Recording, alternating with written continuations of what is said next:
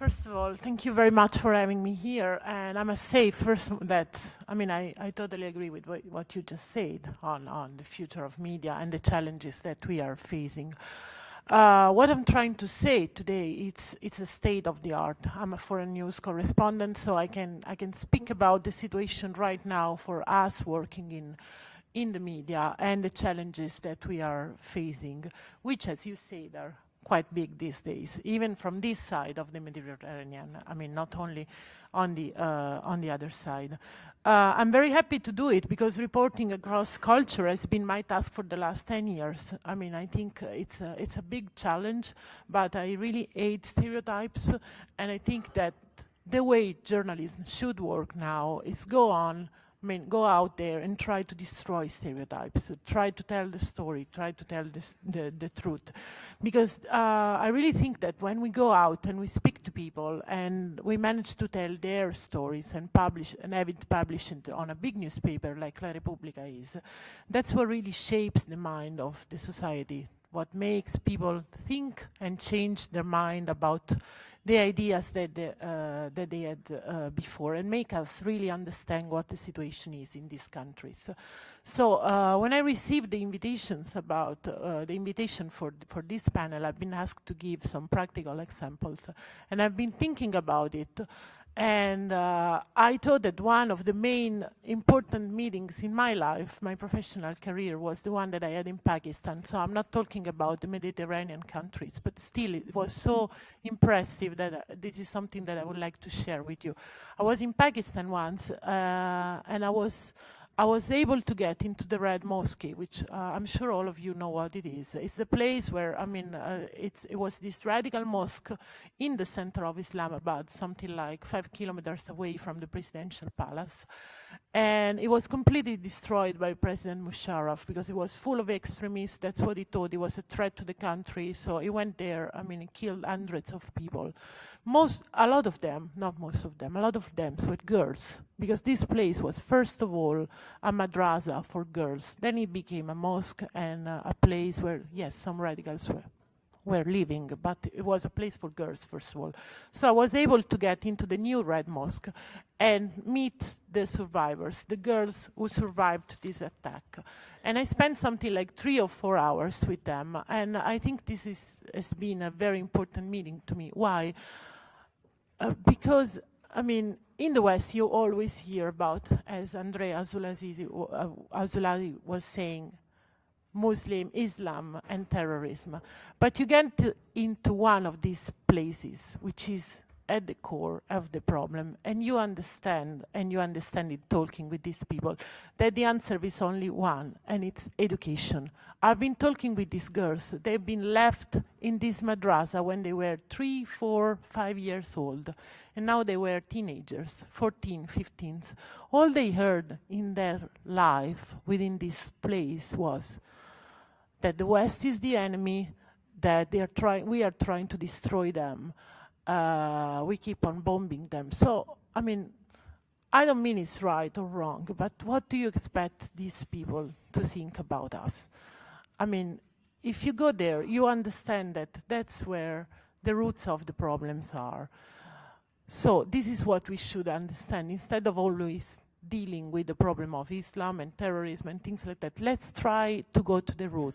Let's try to understand where the problem comes from. So this is something that I was very proud that I was able to do, and I was very proud that La Repubblica was able to publish a story like that, because I think this is really the kind of stories that journalism should work on right now today. These are stories that bloggers cannot do. This is what we should go out and do. So we are talking about red lines for media freedom. I didn't find it in my experience. Maybe I was lucky, or maybe it's because I work for a very big newspaper. And nobody ever told me, no, this is something that you don't have to work on. But there are some difficult issues, some difficult subjects, some topics that maybe are not easy for the public. Should we stop reporting on this, starting from a commercial point of view, as you were underlining? My answer is not. This is what we have to work on. This is our duty as journalists of what we call the old media, established media. I mean, people who are still lucky enough to do this job. Does it mean that the situation is easy? No, it's not. The situation is very, very difficult right now. Xavier was talking about the economical crisis and its consequences right now on the reporting. I can tell you that it has a consequence on my daily basis as a reporter, because it's not very easy for me right now to work.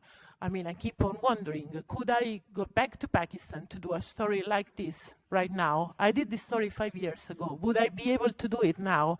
I'm afraid my answer is not. I mean, unless I would go to Pakistan to do something else, then I should take my free time and work on a story like that. But my newspaper would not pay for an assignment like this right now, because La Repubblica, it's living in a crisis like all the other European and even American newspapers. So it is very challenging for us, and the risk is that we keep on reporting only on what's necessary, what we have to report. I mean, civil war in Syria. Rima will talk about this later. Should we go there only when there is a major battle, or should we go there and try to understand where the people who started this are? Where are the young people who 2 years ago started this as a revolution and not as a civil war? I mean, I can tell you that it's really tough to be able to go there and do something like that right now. So the risk, one danger is this economical crisis. The other danger is that if we go on in this way, if we don't try to stop this, to fight against this, we will report the things only through the eyes of our culture, of our ideas, what we think. It's a very, very strong risk. I mean, we go out and we think we already know what the news is. This is very, very challenging. It's very risky for us. And I think that this is something that we are seeing right now in this second phase of the Arab Spring. I mean, last year, the European press was full of articles on El Nahda and the Muslim Brotherhood in Egypt and in Tunisia. They were all most of them were very critical of these two parties. But the point is, were they critical because of their lack of experience? Or were they critical because these are parties that were running on a conservative Muslim platform? This is what we all wrote. We are scared of these parties because they are running on a conservative Muslim platform. They could be close to terrorism, which are their links to the extremists, this kind of stuff. That's what we wrote. And that's what we kept on writing in these months. And we didn't write enough, I think, about the mistakes that these parties are doing. And this is why we should condemn them, not because of their links to a conservative Muslim platform, but because of their huge mistakes from the economical point of view, social point of view, which are the reasons that are leading to the situation that we are seeing right now in Tunisia and in Egypt. I mean, did we write that the Muslim Brotherhood do not have a real economical platform? No, we didn't. We said, oh, the Muslim Brotherhood, the terrorists. That's all we said. And I think it was a very, very big mistake from our side. So my experience, are there limits for media freedom? Yes, there are. But sometimes it's ourselves as media professionals who put these limits. We don't fight enough. We keep on reporting always the same things. We keep on reporting through the stereotypes. We are somehow used to this commercial view of the news that is becoming more and more successful in Europe, I must say. I mean, it's not only a problem of Italy. It's the same.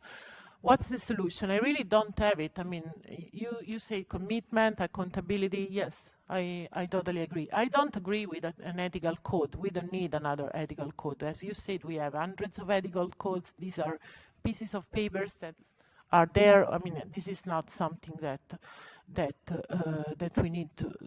We need more. What we need is working on the future of journalism, working on quality, because this is what is going to make the difference between us and the rest. of the media, of the bloggers and everything else. I respect them. I just think we have a very different role.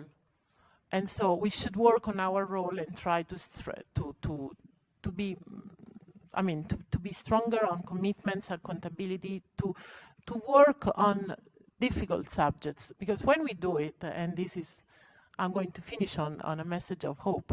When you're able to publish a story like this that goes behind stereotypes, that really gets the voice of the people and is able to give it, to pass it to your readers, you will find that the readers are very, very happy about it. I mean, each time I'm able to publish a story like this, I did it last week. I was in Nigeria. It was very challenging. I had to report about the tensions between Muslim and Christians. I came back to the newspaper and they say this Boko Haram. And I was like, well, it's part Boko Haram, but here we are talking about problems that have been there for hundreds of years, and it's not only the Christians who are dying, the Muslims are dying too. So it's not only that Boko Haram is a terrorism organization, that's the problem. So when you're able to publish a story like this, you will understand, you will see that people are really, really interested, and you have a very positive answer from your readership. So it's not only a problem of money, it's also a problem of what we want to do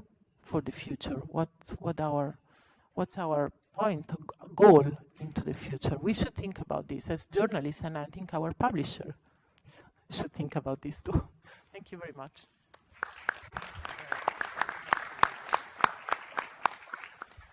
Thank you, Francesca, for this nice speak. Very, very, very, very rooted in the experience.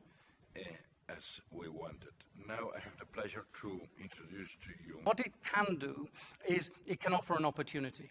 It can offer an opportunity at national level for media groups to work together to try to bring about change. And so therefore my final view is to take initiatives like this, build on them, and create the sort of professional solidarity at national level which can actually bring about change.